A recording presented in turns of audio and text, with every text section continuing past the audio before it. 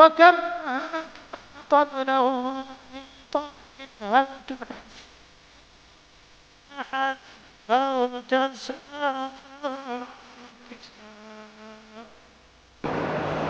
نحمده ونستعينه ونستغفره ونؤمن به ونتوكل عليه ونعوذ بالله من شرور أنفسنا ومن سيئات أعمالنا من يهده الله فلا مضل له ومن يضلل فلا هادي له أشهد أن لا إله إلا الله وحده لا شريك له وأشهد أن محمدا عبده ورسوله أما بعد. பாசத்திற்குரிய சகோதரர்களே, ரொம்ப முக்கியமான ஒரு தலைப்பு.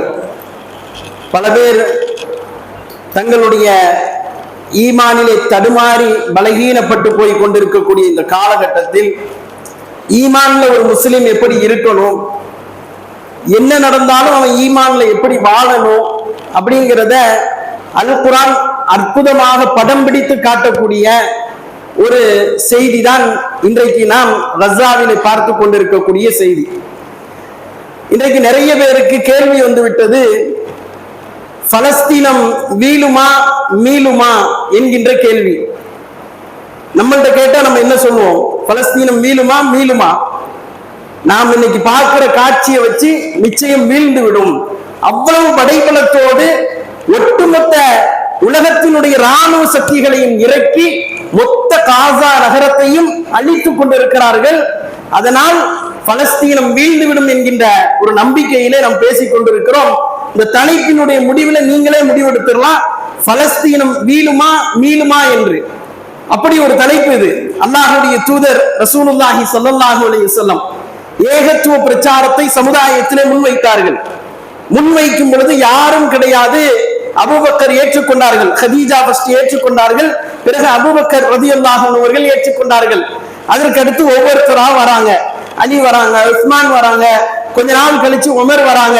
ஒவ்வொருத்தரா இஸ்லாத்திற்குள் வருகிறார்கள். வரக்கூடிய காலகட்டம் எப்படிப்பட்டது என்றால், பெருமானார் ஸல்லல்லாஹு அலைஹி வஸல்லம் அவர்கள் ஏகத்துவத்தை பிரச்சாரம் செய்யக்கூடிய காலகட்டம் தான். ஏகத்துவத்தை அவர்கள் பிரச்சாரம் செய்தாலும் கூட அல்லாஹ்வுடைய தூதரிடத்திலே ஒரு அச்சம் ஏற்பட்டிருந்தது. யாரெல்லாம் இஸ்லாத்தை ஏற்றுக்கொள்கிறார்களோ அவர்கள் எப்படியும் தாக்கப்படுவார்கள், துன்புறுத்தப்படுவார்கள், சித்திரவதை செய்யப்படுவார்கள் என்கின்ற அச்சம் அல்லாஹ்வுடைய தூதருடைய உள்ளத்திலே இருந்தது.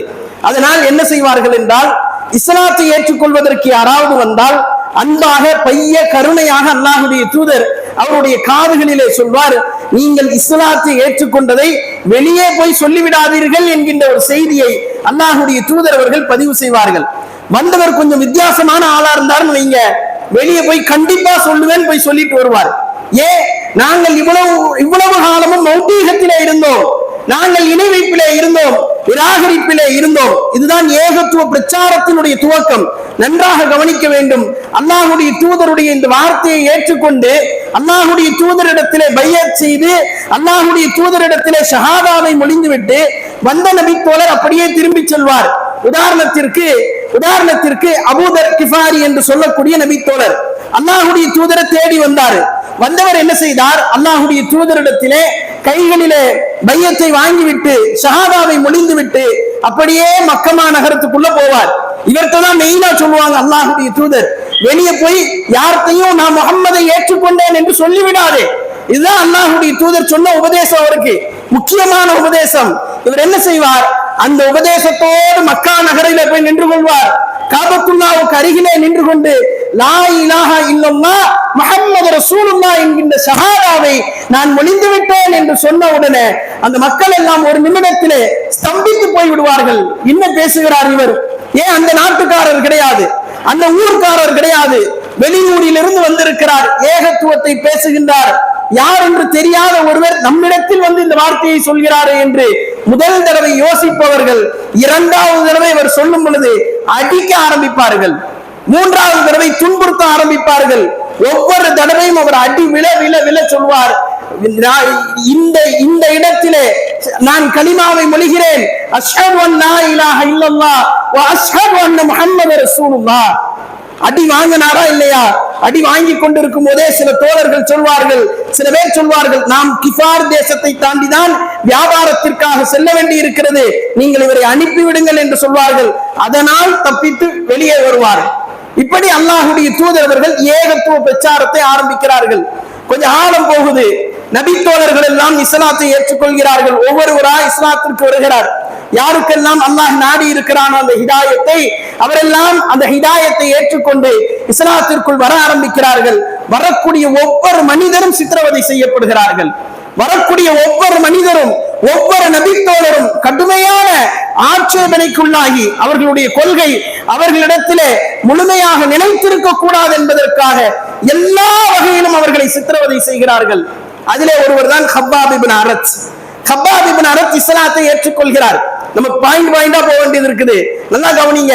கப்பாப் இப்னு அரத் இஸ்லாத்தை ஏற்றுக்கொள்கிறார். ஏற்றுக்கொண்டால் அவரை ஒரு பெண்மணி விலைக்கு வாங்குகின்றார். அவர் இஸ்லாத்தை ஏற்றுக்கொள்வதற்கு முன்னால் அவரை ஒரு பெண்மணி சந்தையிலே எப்படி ஆடு மாடுகளை விலைக்கு வாங்குவார்களோ அதே போன்ற அடிமைகளை விலைக்கு வாங்குவார்கள்.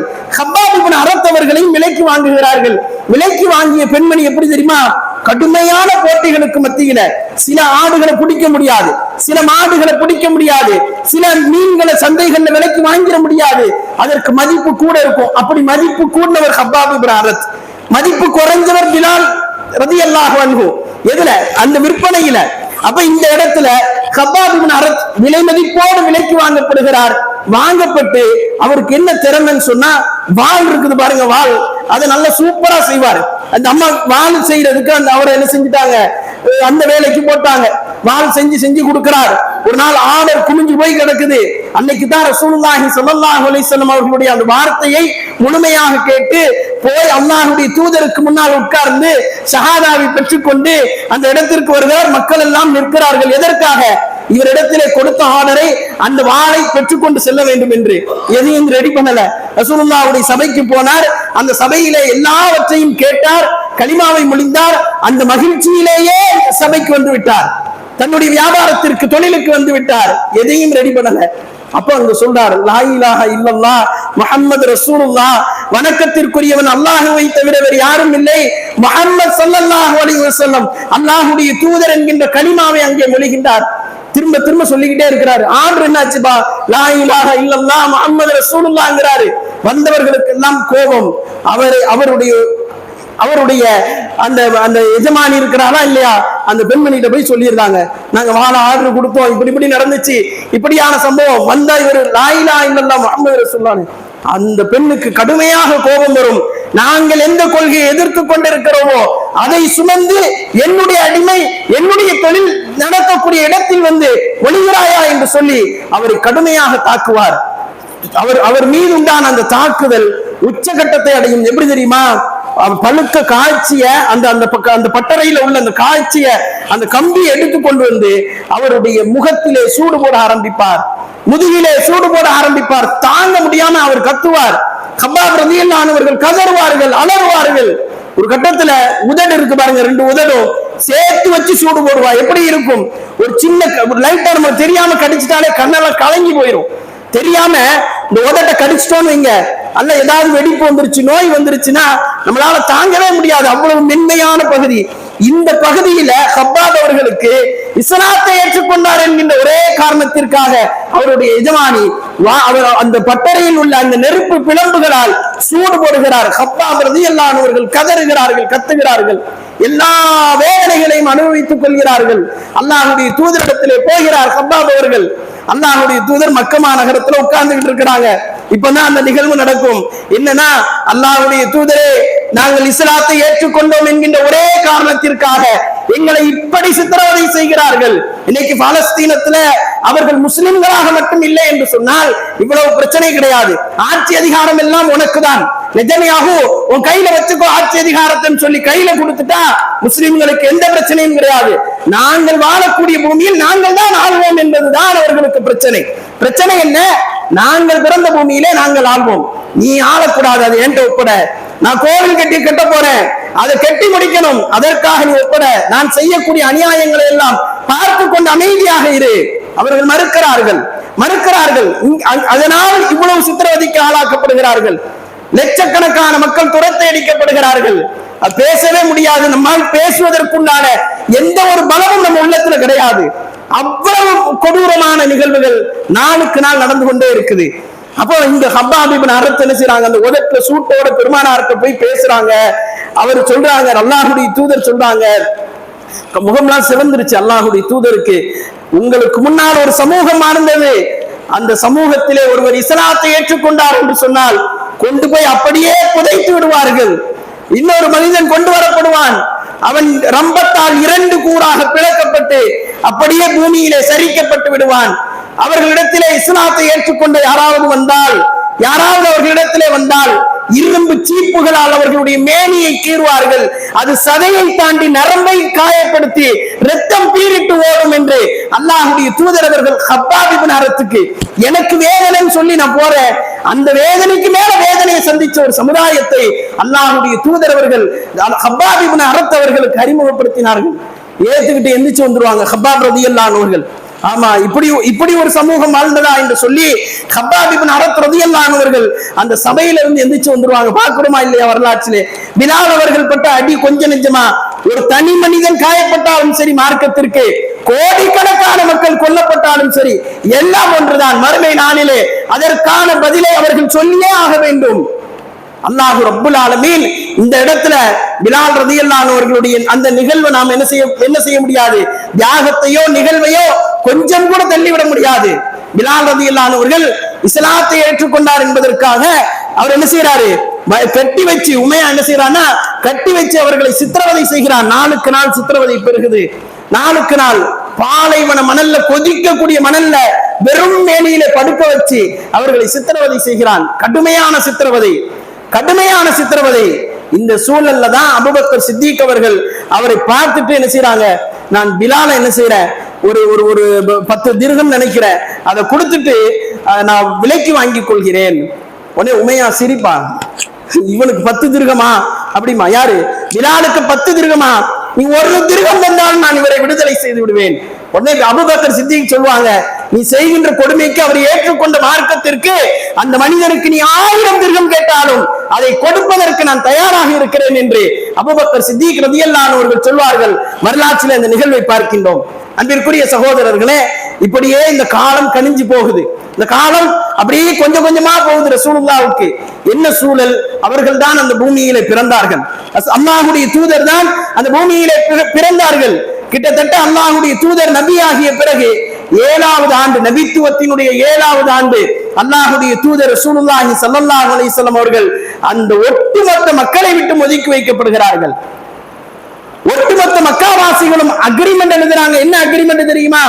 அல்லாஹ்வுடைய தூதர், அவரை ஏற்றுக்கொண்டவர்கள், அவருடைய குடும்பத்தார், ஹாஷிமுடைய குடும்பத்தார், அதே போன்று முத்தலிபுடைய குடும்பத்தார் யாரும் இனி மக்கா மாநகரத்திலே கொடுக்கல் வாங்கல் செய்யக்கூடாது. மக்கா மாநகரத்திலே இவர்களோடு எந்த ஒட்டு உறவும் நீங்கள் வைத்துக் கொள்ளக்கூடாது. அல்லாஹ்வுடைய தூதர் ஒட்டுமொத்தமாக அவர்களை சார்ந்த குடும்பங்கள் அத்துணை பேரும் அபூ தாலிப் பள்ளத்தாக்கிலே சிறை கைதிகளாக அடைக்கப்படுகிறார்கள். ஒருத்தரும் வெளியே வர முடியாது. எல்லாரும் யாரெல்லாம் இஸ்லாத்தை ஏற்றுக்கொண்டார்களோ, இஸ்லாத்தை ஏற்றுக்கொண்டவர்களுக்கு ஆதரவு கொடுத்தார்களோ அத்துணை பேரையும் கொண்டு போய் அபூ தாலிப் கணவாயிலே கொண்டு போய் அடைக்கிறார்கள். அங்கிருந்து பசியால் குழந்தைகளும் பெண்களும் கத்துகிறார்கள், கதறுகிறார்கள். இன்னைக்கு பார்க்கிறோம், இந்த காட்சி அப்படியே எடுத்து காட்டுது. அதெல்லாம் வாழ்ந்து பார்த்தால் தான் தெரியும் என்று சொல்வது போல அப்படியே கத்துகிறார்கள், கதறுகிறார்கள். கிட்டத்தட்ட 3 ஆண்டு காலகட்டம் எந்த பொருளையும் வாங்கி வர முடியாது. எதை வாங்க போனாலும் குறைஷிகள் போய் தடுக்கிறார்கள், முஷ்ரிக்குகள் போய் தடுக்கிறார்கள். எதை வாங்குவதாக இருந்தாலும் விலையை ஏற்றி விடுகிறார்கள். எந்த பொருளையும் வாங்க முடியாது என்கின்ற அந்த சூழலிலே அல்லாஹ்வுடைய தூதர் ரசூலுல்லாஹி ஸல்லல்லாஹு அலைஹி வஸல்லம் 3 ஆண்டை கழித்து விட்டு 3வது கிட்டத்தட்ட அந்த நபித்துவத்தினுடைய 10வது ஆண்டு அல்லாஹ்வுடைய தூதர் அப்படியே வெளியே வராங்க. வெளியே வந்தாங்கன்னு சொன்னா ரசூலுல்லாஹி ஸல்லல்லாஹு அலைஹி வஸல்லம் அவர்கள் ஓரளவுக்கு நிம்மதி பெருமூச்சு விட்டார்கள். ஆனால் அதுவும் நிரந்தரமானது அல்ல. சில நாட்களிலேயே அல்லாஹ்வுடைய தூதரை இந்த பூமியிலிருந்து மொத்தமாக வெளியேற்றுவதற்குண்டான எல்லா காரியங்களையும் செய்தார்கள் என்பதை நாம் வரலாற்றிலே பார்க்கிறோம். அதற்கு பிறகுதான் ஹிஜ்ரத் என்பது ஆரம்பமாகிறது. அல்லாஹ்வுடைய தூதர் இப்படி கொஞ்சம் கொஞ்சமா கொடுமையை அனுபவிச்சு, மொத்த சமூகமும் கொடுமையை அனுபவித்து அதற்கு அடுத்து ஹிஜ்ரத்தை நோக்கி போகிறார்கள். ஹிஜ்ரத்தை நோக்கி போகும்பொழுதுதான் மிகப்பெரிய கொடூரம் எல்லாம் நடக்கிறது. யாரெல்லாம் ஹிஜ்ரத்திற்காக வேண்டி செல்கின்றார்களோ அத்துணை பேரும் ஹிஜ்ரத்திற்காக சென்ற அத்துணை பேரும் தங்களுடைய சொத்துக்கள் அனைத்தையும் அந்த மண்ணில விட்டு விடுகிறார்கள். தங்களுடைய எந்த சொத்தும் கிடையாது. அபூ சலமா ஹிஜ்ரத்திற்காக வேண்டி தயாராகி செல்கின்றார். சென்றால் அபூ சலமா ரலியல்லாஹு அன்ஹு அவர்கள் போகும்போது தன்னுடைய மனைவியை கூப்பிடுறார். தன்னுடைய மனைவி உம்மு சலமாவை கூப்பிடுறார். உம்மு சலமா வந்துடுறாங்க. குடும்பத்தார்கள் தடுக்கிறார்கள்.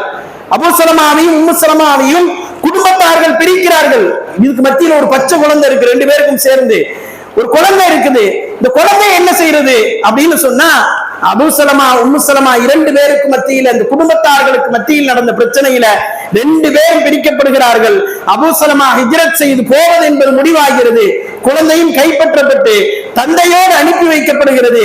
மதீனா நகரத்தை நோக்கி பயணிக்க ஆரம்பிக்கிறார்கள் பச்சிலம் குழந்தையோடு. தாய் உம்மு சலமா ஹிஜ்ரத் என்கின்ற ஒரே காரணத்தினால் குடும்பத்தாரால் தடுத்து வைக்கப்பட்டு மக்கமா நகரத்திலே வாழ்ந்து கொண்டிருக்கிறார். தினசரி மாலை வேளையிலே வருவார். உம்மு சலமா வருவார். வந்து எங்கே என்னுடைய கணவர் வந்து விட்டாரா, என்னுடைய குழந்தை வந்து விட்டதா என்று ஒவ்வொரு நாளும் மதீனா மக்கமா நகரத்தினுடைய எல்லையில் வந்து அப்தல் என்று சொல்லக்கூடிய அந்த பகுதியிலே நின்று கொண்டு குழந்தையையும் கணவரையும் தேடிக் கொண்டிருப்பார். கிட்டத்தட்ட ஒரு வருடம் இதை தொடர்ந்து செய்து கொண்டே இருந்தார் உம்மு சலமா ரலியல்லாஹு அன்ஹா. குடும்பத்தார்கள் பார்த்து அவங்களுக்கு கடைசியில மனமுருகி என்ன செஞ்சாங்கன்னா, நீ போயிட்டு வந்துருமா அப்படின்னு தனியாவே அனுப்பிடுறாங்க. தனியாவே போவாங்க. யார? உம்மு சலமா தன்னுடைய கணவனை தேடி மக்காவிலிருந்து மதீனாவை நோக்கி 500 கிலோமீட்டர் தொலைவில் உள்ள அந்த பகுதியை நோக்கி தனியாகவே செல்லுவார். சென்று அங்கே தன்னுடைய கணவனையும் பிள்ளையையும் பெற்றுக் கொள்வார். இதற்கு இடைப்பட்ட நாட்கள் எவ்வளவு வேதனைகளை சுமந்திருக்கும் யோசிச்சு பாருங்க. வலி என்பது அந்தந்த நிகழ்வுகள் நடக்கும் பொழுதுதான் அந்த வலியை நாம் உணர முடியும். அன்பிற்குரிய சகோதரர்களே, இதற்கு பிறகுதான் ஹுதைபியா உடன்படிக்கை. அல்லாஹுடைய தூதர் அவர்கள் அந்த ஹுதைபியா உடன்படிக்கையிலே நடந்து கொண்ட அந்த நிகழ்வு என்பது, அல்லாஹுடைய தூதர் என்ன செய்யறாங்கன்னா, நபித்தோழர்களை எல்லாம் பேசுகிறாங்க. நான் ஒரு கனவு கண்டேன், நாம் எல்லாம் என்ன செய்யறோம், உம்ராவுக்காக செல்கின்றோம், அந்த கனவை நான் நினைவாக்க போகிறேன், வாங்கன்னு சொல்லிட்டு அல்லாஹுடைய தூதர் என்ன செய்யறாங்க, மொத்த நபித்தோழர்களையும் அழைத்துக் கொண்டு மக்கமா நகரத்தை நோக்கி செல்கின்றார்கள். அல்லாஹுடைய தூதர் அவர்கள் சென்றால் தடுக்கப்படுகிறார்கள். இதுக்கப்புறம் மக்காவுக்குள்ள போக முடியுமா? இதற்கு பிறகு இவ்வளவு நடந்துருச்சு, ஒரு ஹிஜ்ரத் நடந்துருச்சு, ஒடுக்கப்பட்டார்கள், அடிக்கப்பட்டார்கள், சித்திரவதை செய்யப்பட்டார்கள், எல்லாம் நடந்து முடிஞ்சிருச்சு. அல்லாஹ்வுடைய தூதர் கனவு கண்டார்கள் என்கின்ற ஒரே காரணத்திற்காக மதீனாவிலிருந்து கிளம்பி வருகிறார்கள். மக்காவிலே எப்படியாவது உம்ராவை செய்துவிட வேண்டும் என்று ஹுதைபியாவிலே தடுக்கப்படுகிறார்கள். பல இன்னல்கள், அங்கு மக்கமா நகரத்திற்குள்ள போகக்கூடாது அப்படிங்கிறதுக்காக. அதுல மிக முக்கியமான பங்கு வைத்தது காலித் பின் வலீத் என்று சொல்லக்கூடிய நபித்தோழர். அவர் அப்ப இஸ்லாத்தை ஏற்று இருக்க மாட்டார். எதிரி படையிலிருந்து என்ன செய்வார், ஆட்களை திரட்டி அல்லாஹ்வுடைய தூதர் மக்காவிற்கு சென்றுவிடக் கூடாது என்பதற்காக பெரும் கூட்டத்தோடு நிற்பார் தடுப்பதற்காக.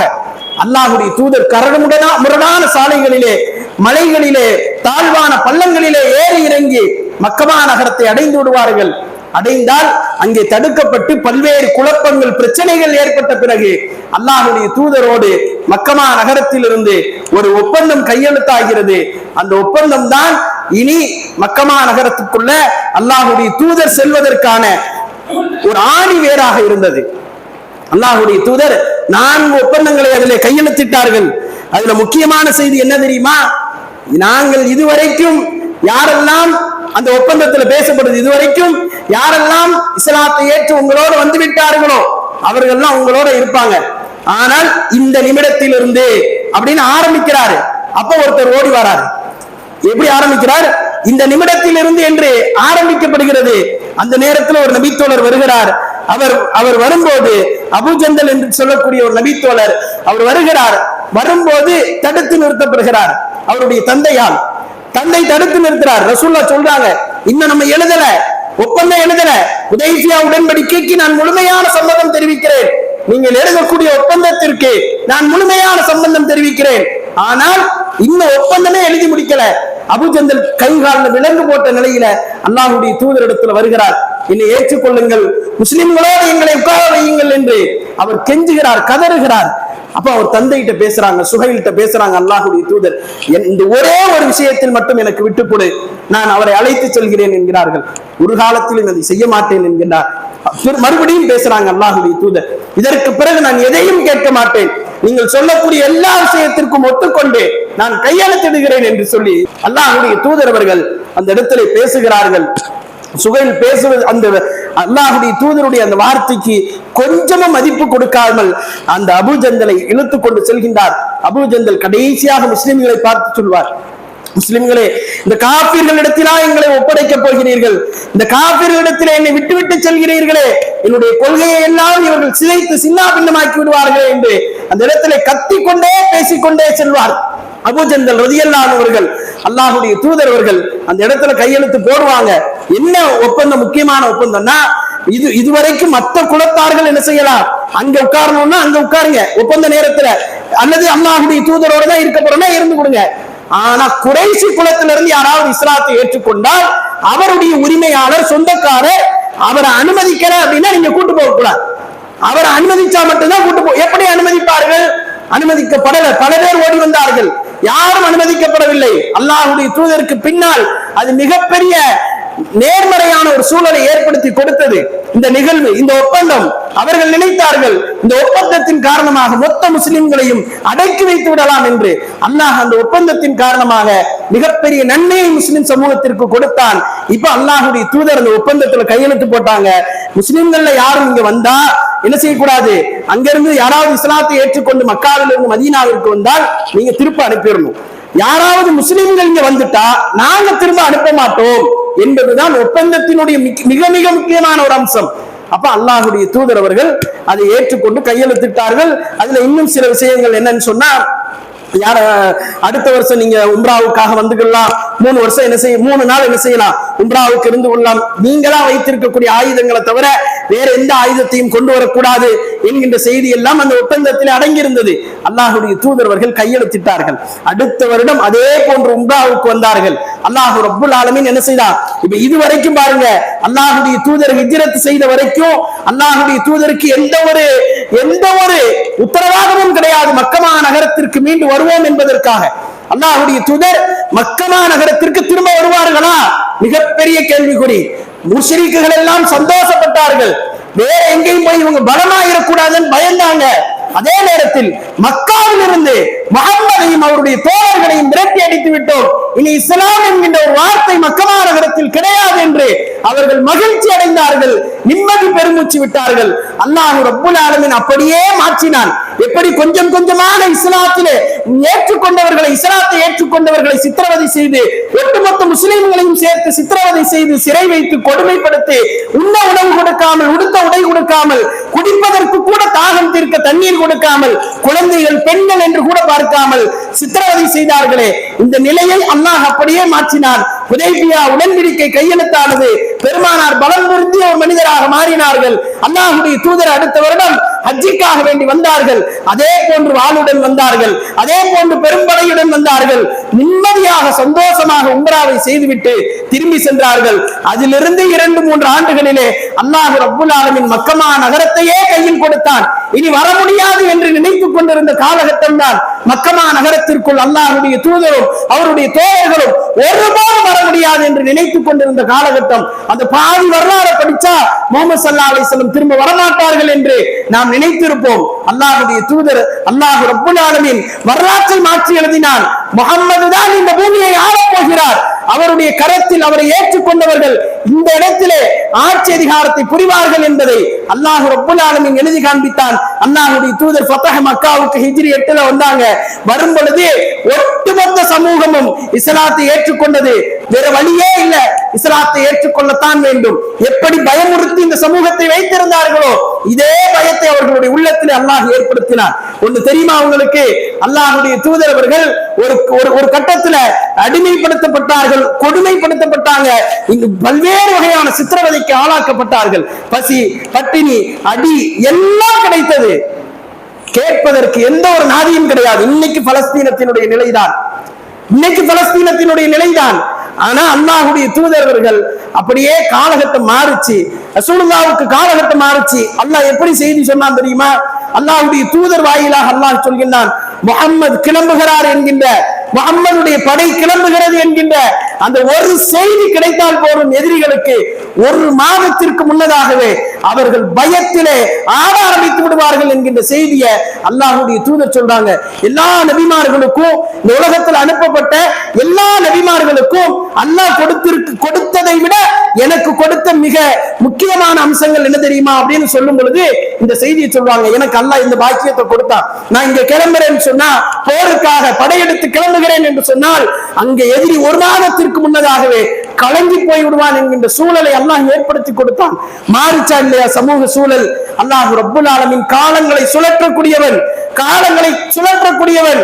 இன்றைக்கு வீழ்ந்து கொண்டிருக்கக்கூடிய பலஸ்தீனம், கஸா, நாளை இன்ஷா அல்லாஹ் அல்லாஹ் நாடினால் நிச்சயம் அது மீண்டும் அதே போன்ற பலத்தோடு எழுந்து நிற்கும் என்பதை நாம் மனதிலே ஆழமாக பதிய வைக்க வேண்டும். அவர்களுக்காக பிரார்த்தனை செய்ய வேண்டும். ஒவ்வொரு தொழுகையிலும், ஒவ்வொரு தருணத்திலும் நாம, அவ்வளவுதான் நம்முடைய சூழ்நிலை. நாம வாழக்கூடிய காலகட்டத்தில் நம்முடைய பலகீனத்திலையும் மிக பலகீனம் என்ன தெரியுமா? கொஞ்சம் கூட நினைத்து பார்க்காமல், பிரார்த்தனையில் கூட அந்த மக்களை சேர்க்காமல் வாழ்ந்து கொண்டிருக்கிறார்கள். பார்த்தீர்களா? இது என்ன மாதிரி மனிதர்கள் என்று நாம சொல்லவே முடியல. பிரார்த்தனையில கூட அவர்கள் கிடையாது, அந்த மக்கள் கிடையாது. தினசரி பார்க்கிறோம், கொத்து கொத்தா கொள்கின்றான், அறிவிக்கிறான், பலஸ்தீனம் எங்களுக்குரியது, கஸா எங்களுக்குரியது, வெளியேறுங்கள். லட்சக்கணக்கான மக்கள் வெளியேறுகிறார்கள். வெளியேறாங்களா? பக்கத்து நாடுகளுக்கு போறாங்களா? கிடையாது. எங்க நாடு, நாங்கள் பிறந்த இடம், இங்கதான் இருப்போம் என்று கடைசி வரைக்கும் இருக்கிறார்கள். கடைசி வரைக்கும் கொல்லப்படுகிறார்கள். நீங்க நல்லா யோசிச்சு பாருங்க. எல்லா நபிமார்கள் ஏறத்தாழ இந்த சமூகத்தினுடைய உரிமைக்காக, சமூக நீதிக்காக போராடிய அத்துணை நபிமார்களும் ஒரு கட்டத்தில் இவங்க திரும்பி வரமாட்டார்கள் என்று சொல்லக்கூடிய அளவிற்கு அவர்கள் அத்துணை பேரும் துரத்தி அடிக்கப்பட்டார்கள். ஏன் மூசா நபி எடுத்து கொடுங்க. ஃபிரௌன் கொடுமை செய்தான். கொடுமைனா கொஞ்ச நெஞ்சம் கிடையாது. ஜோசியக்காரன் கேட்கிறான், நான் என்ன செய்யணும், அடுத்து என்ன செய்யணும், எனக்கு என்னைய வீழ்த்துறதுக்கு எவனும் வரக்கூடாது. ஃபிரௌனுடைய வாரிசுகள் தான் இந்த பெஞ்சமின். ஃபிரௌனுடைய வாரிசுகள் இவர்கள் தங்களுடைய சிந்தனையை, நச்சு விதைகளை விதைத்துக் கொண்டிருக்கிறார்கள். அப்ப சொல்றான், ஃபிரௌன் கேட்கிறான், அவன் ஜோசியக்காரன் சொல்றான், பிறக்கக்கூடிய எல்லா குழந்தைகளையும் நீ கொன்று விடு. எப்படி கொல்றாங்க? பிறக்கக்கூடிய எல்லா குழந்தைகளும் தாயினுடைய வயிற்றிலிருந்து ஒரு நிமிடம் கூட இந்த பூமியில இருக்கக்கூடாது, கொல்லப்பட வேண்டும். அதுவும் அவன் ஃபிரௌன் ரொம்ப பிரில்லியண்டா யோசிக்கிறான். அந்த குழந்தை கீழே வந்தாதானே, அது விழுந்தாதானே நான் அதுக்கு விஷம் கொடுத்துக் கொள்வேன். அந்த சூழல்லாம் கிடையாது, நான் கொள்வேன். எப்படி கொள்வேன் தெரியுமா? தாயை உயரமாக, குழந்தையை பெற்றெடுக்கக்கூடிய தாயை உயரமான இடத்திலே தூக்கி நிறுத்தி, இந்த கழுமரம் சொல்லுவாங்கல்ல, அந்த இடத்துல 2 கால்களையும் கட்டிவிட்டு அந்த குழந்தை பிறக்கும் பொழுது அந்த கழுமரத்துல குத்தி கிழித்து அப்படியே செத்து போகும். இந்த சூழலிலே பிறப்பதற்குண்டான ஏற்பாடுகளை செய்தால் பல்லாயிரக்கணக்கான குழந்தைகள், அப்படித்தான் ஆண் குழந்தைகள் பிறந்தது என்பதை நாம் வரலாற்றிலே பார்க்கின்றோம். அன்பிற்குரிய சகோதரர்களே, இப்படி கொடுங்கோலர்களுடைய நிலைகள் எல்லாம் கடைசியிலே அல்லாஹ் எப்படி முடித்தான்? அல்லாஹ்வை ஏற்றுக்கொண்டான், அல்லாஹ்வை ஏற்றுக்கொள்ளவில்லை. அல்லாஹ் ஃபிரௌன் ஏற்றுக்கொள்வான், நான் மூசாவுடைய ரப்பை ஏற்றுக்கொள்கிறேன் என்கின்றான். அல்லாஹ் ஏற்றுக்கொள்ளல. சக்கராத்து நேரத்தில் யாரா இருந்தாலும் சரி, ஹிதாயத் என்பது ஒரு காலத்திலும் நடக்காது. சக்கராத்துக்கு முன்னால, மௌத்து தொண்டை அடைக்கிறதுக்கு முன்னால, அல்லாஹ் எனக்கு நேர்வழி காட்டி என்னை மன்னித்து விடு என்று தௌபா செய்யறவனுக்கு தான் அல்லாஹ் அவனுடைய ஹிதாயத்தை ஏற்றுக்கொள்வான். சக்கராத்தை அடைச்ச பிறகு, மௌத்த கண்கூடாக பார்த்த பிறகு ஒரு காலத்திலும் அல்லாஹ் ரப்புல் ஆலமீன் ஏற்றுக்கொள்ள மாட்டான் என்பதற்கு இந்த ஃபிரௌனுடைய வரலாறு மிகச் சிறந்த உதாரணம். ஃபிரௌனும் மூசா நபியும் எப்படி வாழ்ந்தார்கள், எப்படி கொடூரமாக ஃபிரௌன் நடந்து கொண்டான், எவ்வளவு சித்திரவதைகளை செய்தான். எல்லா சூழல்களிலும் ஃபிரௌனை தவிர வேறு யாரும் இல்லை, ஃபிரௌனை கேட்பதற்கும் வேறு யாரும் இல்லை. எகிப்தினுடைய மிகப்பெரிய ராஜா என்று சொல்லக்கூடிய அளவிற்கு வாழ்ந்தவன். அல்லாஹ் ரப்புல் ஆலமீன் ஒரு தண்ணீரிலே மூழ்கடித்து அவனுடைய கதையை முடித்தான். ஃபிரௌன் அடுத்து இது போன்ற எந்த ஒரு கற்பனைக்கும் தன்னை உட்படுத்திக் கொள்ள முடியாத அளவிற்கு அவனுடைய மரணத்தை ஏற்படுத்தினான் என்பதை வரலாற்றிலே பார்க்கிறோமா இல்லையா? அந்த பாதி வரலாறு நமக்கு என்னதான் சொல்லும்? இன்னைக்கு நம்ம பலஸ்தீனத்துல பாதி வரலாறு தான் பார்க்கிறோம். பாதி வரலாறு அப்படிதான் இருக்கும். எரிஞ்சி சுண்ணாம்பாய் ஒண்ணுமே இல்லாம போய் அது எதுவுமே நமக்கு கிடைக்காது. நமக்கு என்ன கிடைக்கும்? அந்த ரிசல்ட் என்ன கிடைக்கும்? ஈமான்ல அல்லாஹ் சோதிக்கிறான், பலமா பலகீனமா, இதைத்தான் அல்லாஹ் பார்க்கிறான். நம்ம ஒரு கட்டத்துல நம்ம மக்களே அல்லாஹ் மேல கோபப்படக்கூடிய சூழல். என்ன இவ்வளவு கொடூரங்கள் நடக்கிறது, எப்பொழுது அல்லாஹ்வுடைய உதவி வரும், மத்தா நஸ்ருல்லாஹ், அல்லாஹ்வுடைய உதவி எப்பொழுது வரும் என்று அல்லாஹ்விடத்திலே கேட்டு நின்றார்கள். அல்லாஹ் ரப்புல் ஆலமீன் உதவியை கொடுத்தான். அதே போன்று அல்லாஹ் உதவியை கொடுப்பான். உலக முஸ்லிம்கள் அந்த மக்களிடத்திலிருந்து பாடம் கற்றுக்கொள்ள வேண்டும். அந்த மக்களிடத்திலிருந்து பாடம் கற்றுக்கொள்ள வேண்டும். ஈமான் என்றால் ஒரு சின்ன பிரச்சனைக்கு கூட நாம் தடம் மாறி போய் விடுகிறோம்.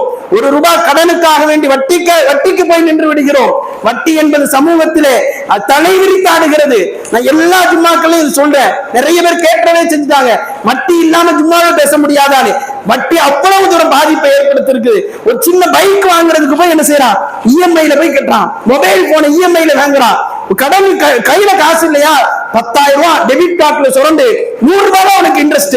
10,000 ரூபாய் 10 நாளைக்கு செலவழிச்சுக்கலாம்ல, நிம்மதியா இருக்கலாம்ல, சம்பளம் வர்ற வரைக்கும் செலவழிச்சுக்கலாம்ல, மாச கடைசி ஆயிடுச்சுல. இப்படி பேசக்கூடிய மோசமான சமூகத்தை இன்றைக்கு பார்க்கிறோம். ஒரு ரூபாய் கூட வட்டி இருக்கக்கூடாது. பிரார்த்தனை அங்கீகரிக்கப்பட வேண்டும் என்றால் ஒரு ரூபாயை விடுங்க, ஒரு பைசா கூட வட்டி இருக்கக்கூடாது. ஒரு மோமினுடைய பெயரிலே, என்னுடைய பெயரிலே ஒரு பைசா வட்டி இருக்கும் என்று சொன்னால் அந்த வட்டிக்கு அல்லாஹ் ரப்புல் ஆலமீன் அதை முடிக்காத வரைக்கும் ஒரு காலத்திலும் என்னுடைய பிரார்த்தனை அங்கீகரிக்க மாட்டான் என்பதை நீங்கள் புரிந்து கொள்ளுங்கள். இப்படிதான் இந்த சமூகத்துல பிரார்த்தனை இருக்குது. நாங்கெல்லாம் பிரார்த்தனை செஞ்சோம், பலஸ்தீனம் மீண்டு வரல, மீண்டு வராது. எப்ப மீண்டு வரும்? நாம சரியா இருந்தாதான் மீண்டு வரும். என் பிரார்த்தனை தூய்மை இல்லையே, என்னுடைய பிரார்த்தனையில சுத்தம் இல்லையே, அழுக்கு பிடித்து போய் இருக்கிறது, எப்படி மீண்டு வரும்? அல்லாஹ்வுடைய தூதர் சொல்றாங்க, ஒரு மனிதனுடைய பிரார்த்தனையில முக்கியமான பிரார்த்தனை எப்ப தெரியுமா? அவனுடைய பிரார்த்தனைகளில முக்கியமான பிரார்த்தனை என்பது பயணத்தில் இருக்கும் போதுதான். எங்க ஊருக்கு போறோம், பயணத்துல பிரார்த்தனை செய்து கொண்டே செல்ல வேண்டும். அந்த சூழல்ல பயணத்துல பிரார்த்தனை செய்யக்கூடிய அந்த நேரத்துல அல்லாஹ்வுடைய தூதர் சொல்றாங்க, அவனுடைய ஆடை, உணவு, குடிநீர் எல்லாம் ஹராமாக இருக்கிறது. ஹராமாகவே பழக்கப்பட்ட அவனுடைய பிரார்த்தனை எப்படி அவன் அல்லாஹ்விடத்தில் அங்கீகரிக்கப்படும் என்று அல்லாஹ்வுடைய தூதர் கேட்கிறார்கள். ஆக அன்பான சகோதரர்களே, வட்டியை குறித்து அசட்டையாக நாம் இருக்கக்கூடாது. வட்டி ஹராம் தான், வட்டி மிகப்பெரிய பாவம் தான். அது பிரார்த்தனையை அல்லாஹ்விடத்திலே கொண்டு போய் சேர்க்காது, அல்லாஹ்வுடைய காதுகளுக்கு கொண்டு போய் சேர்க்காது என்பதை நீங்கள் புரிந்து கொள்ள வேண்டும். இப்படி சின்ன சின்ன பாவங்கள்ல கூட நாம விலகி இருக்கலன்னு சொன்னா நமக்கு இந்த மாதிரி சோதனைகளை எல்லாம் எப்படி தாங்கிக் கொள்வோம் என்பதை எல்லாம் யோசிச்சு கூட பார்க்க முடியல. ஆக அன்பிற்குரிய சகோதரர்களே, அல்லாஹ் ரப்புல் ஆலமீன் அந்த மக்களுக்கு மீண்டும் ஒரு மிகப்பெரிய சுதந்திர காற்றை சுவாசிக்கக்கூடிய பாக்கியத்தை கொடுத்தருள் புரிவானாக. அதே மாதிரி கடந்த சில நாட்களுக்கு முன்னால் அவங்க பலஸ்தீனத்தை தனி நாடாக என்ன செஞ்சிருக்கிறாங்க, கிறிஸ்தவ நாடுகள் எல்லாம் சேர்ந்து துணிஞ்சு அறிவிச்சிருக்கிறாங்க. பலஸ்தீனம் அது ஒரு தனி நாடாக அறிவிக்கப்பட்டிருக்கிறது. ஆனால் கஸாவை மீட்டெடுக்க வேண்டும். அதுக்கு பொருளாதாரம் இருக்குது, பாருங்களேன், எல்லாமே இருக்குது. அல்லாஹ்வுடைய உதவி மட்டும்தான் இல்லை. இப்ப நம்மள்ட்ட என்ன இல்ல, ஒட்டுமொத்த அரபு நாடுகளிடத்திலும் பொருளாதாரம் இருக்குது, படைபலம் இருக்குது. அதே போன்று அவர்கள் மீண்டு வர வேண்டும் என்றால் இன்னைக்கு கஸாவை கொடுத்தாலும் இன்னும் ஒரு ஆண்டுல எப்படி கஸா சிதைக்கப்பட்டதோ அதை விட வேகமாக கஸாவை சூப்பர் தேசமாக, ஒண்டர்ஃபுல் தேசமாக மீட்டெடுக்கலாம், கெட்டி எழுப்பலாம். அவ்வளவு பொருளாதாரம் இருக்குது. அல்லாஹ்வுடைய உதவி மட்டும்தான் தேவை. அவர்களுக்காக பிரார்த்தனை செய்யுங்கள், அல்லாஹ்விடத்திலே கரம் ஏந்துங்கள். ஒரு முஸ்லிமுடைய கண் பாதிக்கப்பட்டால் உடலில் உள்ள உறுப்புகள் எல்லாம் எப்படி பாதிக்கப்படுகிறதோ, அதற்காக வேலை செய்கிறதோ, அதே போன்று அல்லாஹ்வுடைய தூதர் அதை சொல்றாங்க. அதே போன்று நாம் அந்த மக்களுக்காக வேண்டி பிரார்த்தனை செய்யணும். பச்சிலம் குழந்தைகள், பெண்கள் எல்லோரும் இன்னைக்கும் ஓடிக்கிட்டு தான் இருக்கிறாங்க. ஒதுங்கிறதுக்கு இடமே கிடையாது. இதை பேசுவதற்கு கூட அவர்களுக்கு எந்த ஒரு நாதியும் இல்லை என்கின்ற சூழலுக்கு தள்ளப்பட்டு விட்டார்கள். அல்லாஹ் ரப்புல் ஆலமீன் அவர்களை இந்த மோசமான சூழலில் இருந்து மீட்டெடுப்பானாக என்று கூறி நிறைவு செய்கின்றேன். அகூலு கௌலி ஹாதா அஸ்தக்ஃபிருல்லாஹ் லி வ லக்கும்.